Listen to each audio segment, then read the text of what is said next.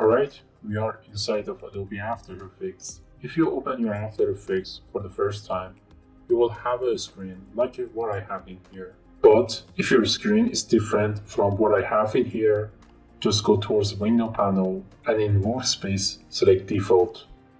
And if it is still on default and it looks different, click on Reset Default to save layout. Now, After Effects interface is a bit confusing if you are viewing it for the first time, but you will get familiar to it very soon.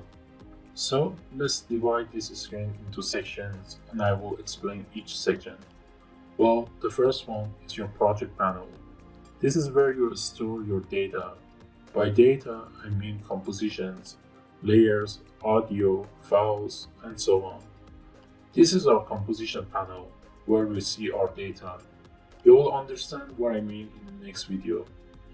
And this is your timeline. The timeline panel is one of the main panels used for creating animations. It indicates the current frame that is being displayed, moving as the animation or composition is played.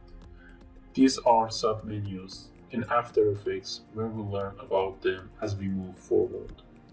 In order to create an animation, we will need a composition. Well, a composition is a container where you can layer multiple files together to create a file known as a composite. Layers can be created from many different kinds of files, from Illustrator and Photoshop assets to movie and audio files. Now, if I click on the new composition in here, I can create a composition. But first, we need to learn the basics of a composition. The first tab is composition name, where we can name our composition, and right now I'm going to call it main. The next tab is preset. It indicates the output your animation, whether it can be a 1080 video to a 4K video. You can also add a custom width and height for your animation. Right now it is set on 90/20 and 1080. And in here you can lock the ratio and also you can change it in here. And the next one is frame rate, which is the important one in a composition setting. A frame is a single still image displayed by the computer, and the higher the frame rate, the smoother animation you have. The best frame rate for animation is 24 frames per second. However, for traditional frame-by-frame animation, you can choose 50 or 12 frames per second. Right now, we will set it on 24. And now, this is the resolution render quality, which we're gonna put it on full. And in here, we can set a duration for our animation. In our case, I'm going to put it on 8 seconds. And last one, this is our transparent background color. Right now, it is set on black. Now, let's hit OK. As you see, I have an 8-second composition where my background is black and my composition now is saved on the project panel. So let's start with our shape tool in here. If I left click on them and I hold, I can see all of the shapes that I can create. So let's start with the rectangle tool. Now as you see, there are new options in here. The first one is fill. As it sounds, in here you can select and change the color of your shape layer. For example, if I click on the word fill, in here I can change the color type of my shape layer. So let me show you in an example. If I click in here, right now the color is set on gray. So let's make it a white color. Now if I hold left click and I drag my mouse button, as you see I have created a rectangle. Now if I click on fill, I can select the no fill color option, linear, or lastly the radial one. And the second option is stroke. It has the same setting as our fill option. So for example, I can increase the stroke width to something like 49 pixels. And let's change its color for a better visibility. So some of you might notice when I created a rectangle, few things appeared in here. So let's review them and see what they are. So let's close the panels first so we can go through them one by one. Now as you see, if I click on the tiny triangle, my shape layer is made from a content and transform panel. So what are they? So let's start with the content. As you see, when I click on it, the next tab is our rectangle. And if I click on it one more time, I will have more options. Well, the first one is rectangle path. And now the first one is size. In here, we can change the size of our shape. This little chain option in here can help us to maintain our shape proportion. So if I disable it, now I can change each axis without influencing the other one. The next one is position. And with this property, I can change the position of my shape layer. And the next tab is roundness. So if I increase the roundness, my rectangle becomes a circle. The next tab is a stroke. So the first tab is a color, and it's the same as the stroke color in here. The next one is opacity, which you can change the opacity of your shape layer. The stroke width is the same, you can make your stroke thicker or bigger. So right now we are going to set it on 50. And the next one is the line cap. If I change it, nothing will happen, and it's because you will need a path created by pen tool for this one. Same as like join and meter limit. Now, if I hit the plus button on dashes, it creates dashes for my path. And in here, I can increase the dashes and offset them. The taper option allows you to change the beginning and the end of your stroke, and this will come handy in lettering animation. And the next option is wave. And as you see, it creates a wave effect for our stroke. Alright, now fill option is the same as this one. Now the important part, the transform panel. This is where you usually animate your animation by animating the transform panel. So the first one is anchor point. As you see, when I click on it, a circle with two cross lines in the middle of it appeared in here. Well, anchor point is one of the important things in After Effects, and it's kind of a center point of a layer, and it affects how a layer would behave in terms of its transform panel. And the transform panel, well, it is in here. And now let's see how it affects. So to change the anchor point, you need to select the anchor point tool in here. And the shortcut for it is the Y letter. So if I bring the anchor point down, and if I, let's say, rotate the shape, as you see, it rotates from where our anchor point is. Or if I change the anchor point one more time to here, as you see, it rotates from here. And now if I put it in the middle, we can rotate it from middle. Here we have a position, but also we have a position in our path. But we'll talk about the path option more later on. Now in here we have a scale, and also we have a skew. In here we have a skew axis, which we can change our axis. And now we have rotation in here that we have talked about a few seconds ago. And lastly, we have opacity. Now, lastly, we have the transform panel. Well, now, if you're a beginner user, you might ask, what is the difference? Well, first, let's rename our shape layer to rectangle by pressing enter. Well, the transform panel belongs to the rectangle, where it only controls the rectangle layer, while the second one generally controls the entire layer. And a shape layer can have many layers inside of it. For example, let's create a circle.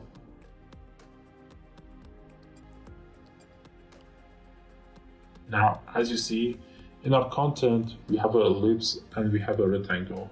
Now, if I click on the transform panel, as you see, if I move, both layers are moving together. They are scaling, they are fading. So as you saw, this transform panel controls the entire shape. And now, for example, our ellipse transform only controls the circle layer.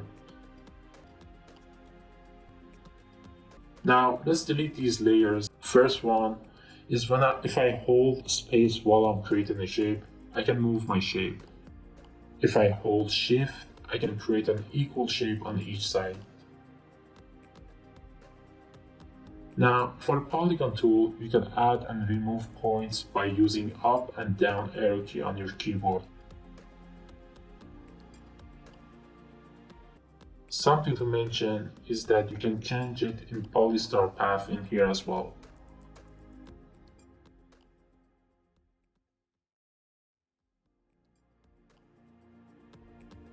Well, let's create another polygon and let's increase its numbers one more time. Now if I want to create the original polygon, After Effects creates the latest shape that I made. So to fix that, all you need to do is that you need to double click on the shape tool in here.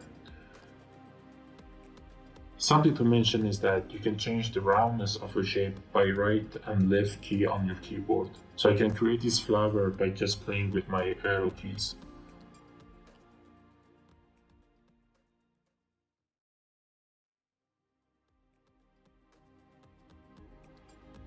Now lastly, let's talk about our effects panels in here. These are the effects panel, and some of them we will need in near future and some of them we are not going to use.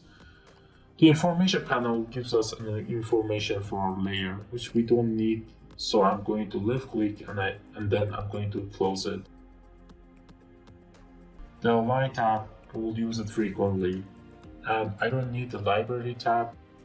Now, let's save this workspace. So next time when we open After Effects, we will have this workspace.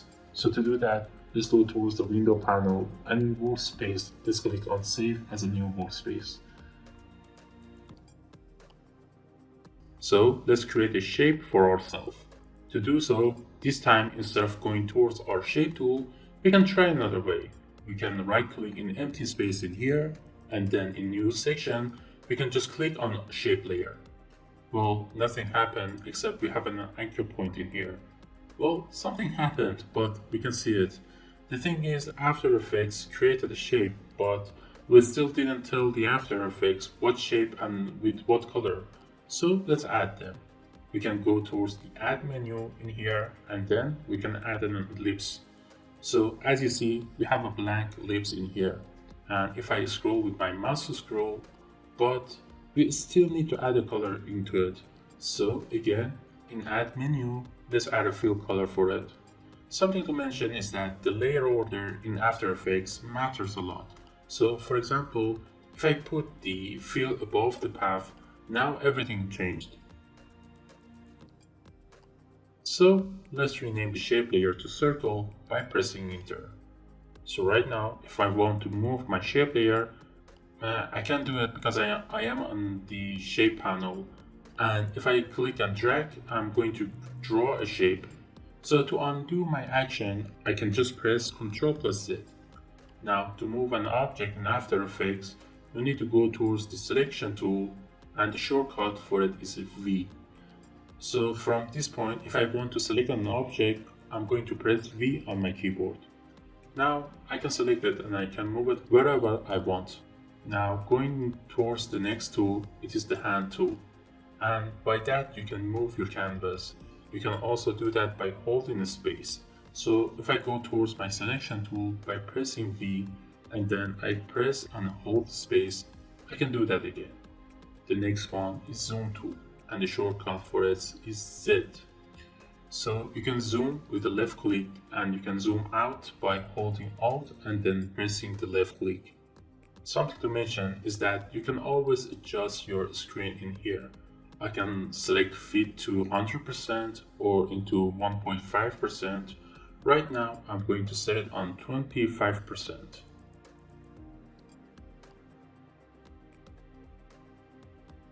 Now that I have this circle, I want to align it to the middle. To do that, I'm going towards my Align tab, and I'm going to make sure it is on composition, and then I'm going to select Align horizontally and then Align vertically. Now I am going towards my selection tool by pressing V on my keyboard. And then I'm going to go towards the content, and I'm going to go towards the ellipse path, and I'm going to increase its size.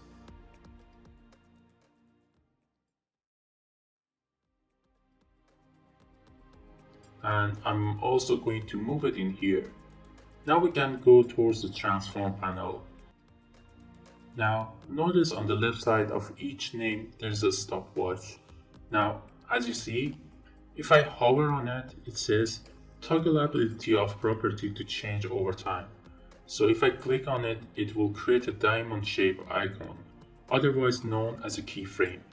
Now, if I move my time indicator 7 frames forward, which I can see it in here.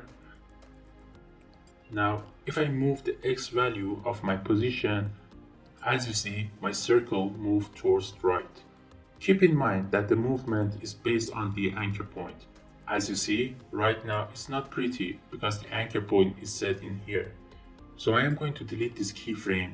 Either I can use the anchor point tool or I can use the anchor point property in here, and then I will fix my anchor point.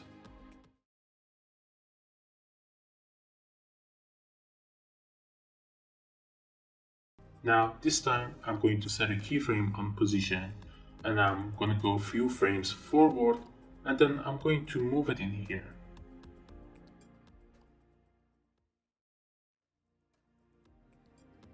Now to preview your animation, all you need to do is that you need to press space on your keyboard.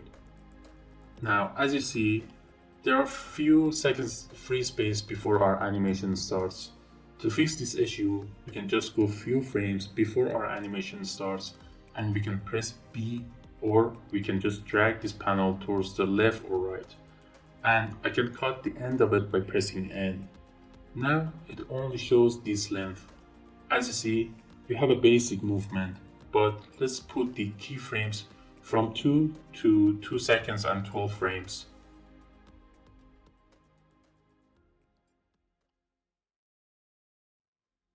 As you see, the movement is really linear and there are no sense of life into it.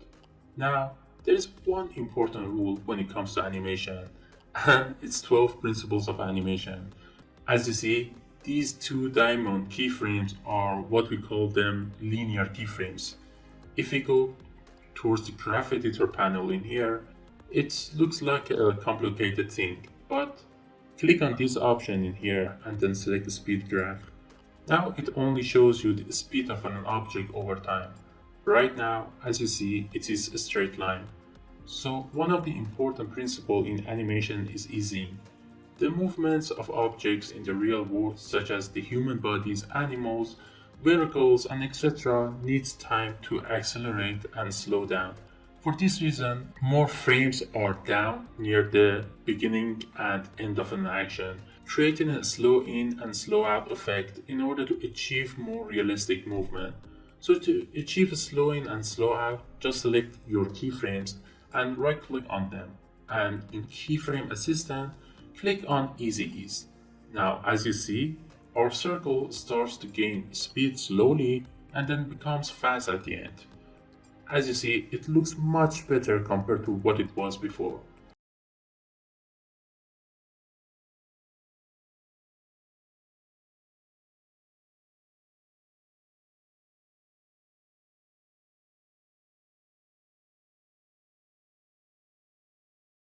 Alright, now that we have learned the basics of the software, it is time to create a simple animation for ourselves. Well, before we start, there is an important concept that you need to learn, and it is how to import files to After Effects. So to import a file into After Effects, all you need to do is you need to go towards File, and then in Import section, you need to click on File, or you can just press Ctrl plus I to do it. Now, this is my file, and I made this simple UI in Adobe Illustrator. Now, if I select the file, add here, my import add is set on footage. Now, if I import it, now again After Effects asks me that I need to select the import kind. Let's set it on footage. Now, in layer options, it is going to ask me whether I want to merge every single layer of my design into one, or I want to pick up a specific layer. For this one, I'm going to set it on merge layers, and then I'm going to click on OK. Now if I double click on it, now I will have this piece.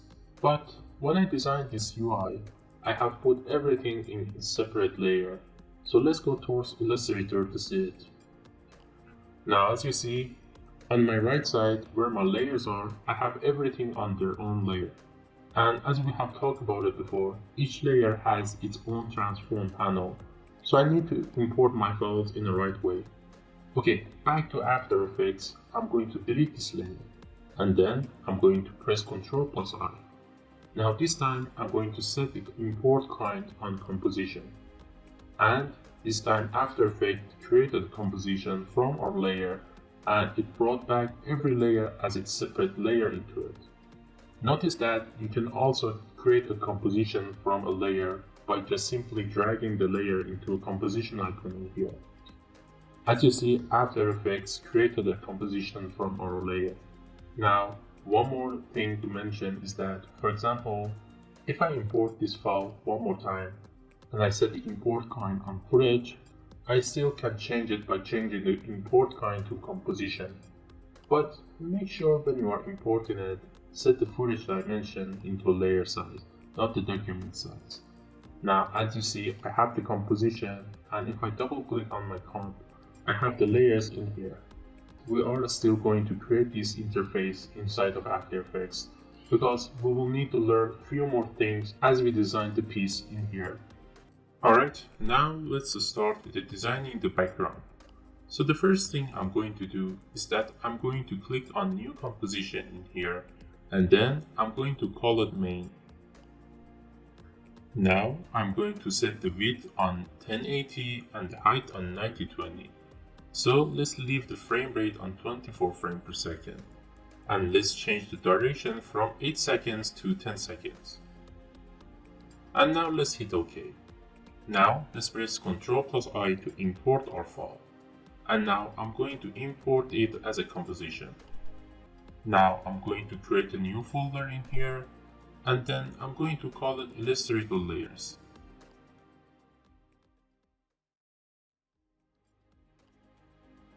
And I'm going to hold Shift, and then I will select these two files, and lastly I will drag them into a new folder. And now I'm going to create another new folder, and I'm going to call it Main. Being organized in After Effects is a key factor. Try to be clean about your structures as much as you can. So right now we need to create this background. So the first thing I'm going to do is that I'm going to drag the color guide towards my comp. And then this time I'm going to create a background by creating a solid layer. The solid layer is a pixel layer. I will tell you the difference once we get to Puppet Pin tool. But for now, just keep this in your mind. So right click on empty space in here, and then in new, click on solid. Solid layer setting is similar to comp settings. So I'm going to call it background, and then I'm going to set the units on pixel, and same as pixel aspect ratio, I'm going to leave it on square pixels. And then I'm going to change its color by using the eyedropper tool in here, and I will pick this color. Right now, as you see, the color of background is different from what I've made in here. And I can't really change the color of background. As you see, our background layer only has a transform panel. So to fix it, we'll add a fill effect into it. So let's just move the background in here. So this time we don't choose the right color. And now go towards your effects and preset tab, and in search bar, search for fill. And then drag the fill effect into background. Now as you see on the right side of the project panel, I have the effects control panel. And if you don't have this panel, go towards window panel and then select it in here. Now I am going to focus on my color guide layer by pressing this dot icon in here. This is called a solo function. If you press this icon on any layer, After Effects is going to hide the rest of the layers and it will only show you the layer you're selected. So I'm going to use the eyedropper tool to change the color, and now I'm going to remove the dot from the color guide. Now we need to create these two circles. Well, it is pretty simple. I'm going towards my shape tool, and I'm going to hold shift, and then I'm going to create a circle like so. And now I'm going to rename it. Now, as I said earlier, layer order matters in After Effects. So I'm going to drag them above so we can see them. And then I'm going to select the circle, and then I'm going towards my fill panel, and then we're going to choose this color.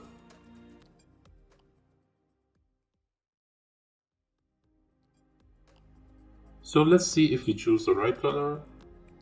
Well, yes, we did. Now our anchor point is not at its right place, so let's press Ctrl plus Alt plus Home together to move it towards the middle. And now I'm going to set the anchor point right on the bottom right edge. Now for the second circle, either I can create it by using the shape tool, or we can duplicate it. In order to duplicate something, you can just go towards the edit and then select duplicate. Now we have a duplicated layer in here. So I'm going to drag it and place the anchor point right on top left edge. And then I'm going to change its color.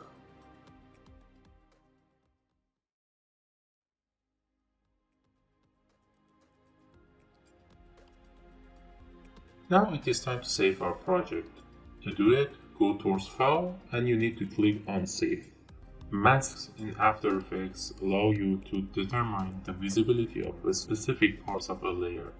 So let's say I want to create a circle like this.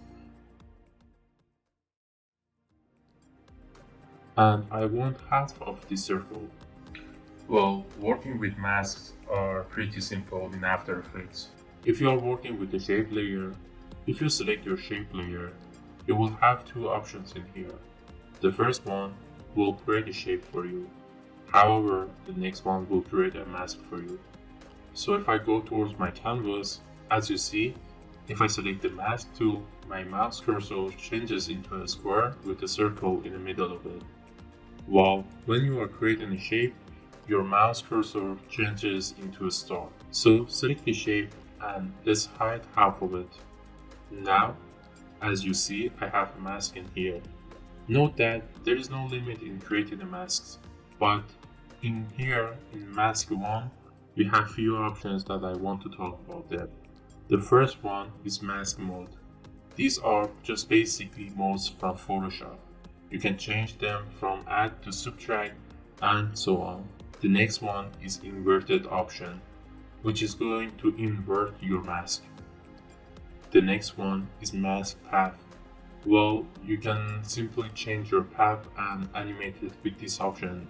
To change your path, go to your selection tool and hold shift and then go towards one of these squares and then left click on them. And then you can change it.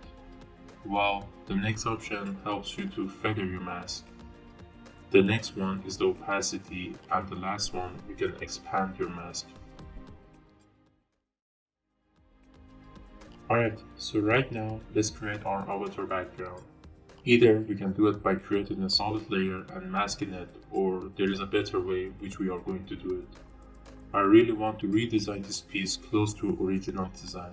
So if I select the avatar background, as you see in here, it gave me the size information. The circle size is 428 by 428. So let's go towards new and let's create a shape layer. Let's rename it to avatar background. And in add menu, let's add an ellipse. And lastly, let's add a fill into it. And now let's change the color. Now that we have the size, I'm going towards the ellipse path and then we change the size. And now let's go towards our selection tool and let's move it in here. So again, we need to fix its color.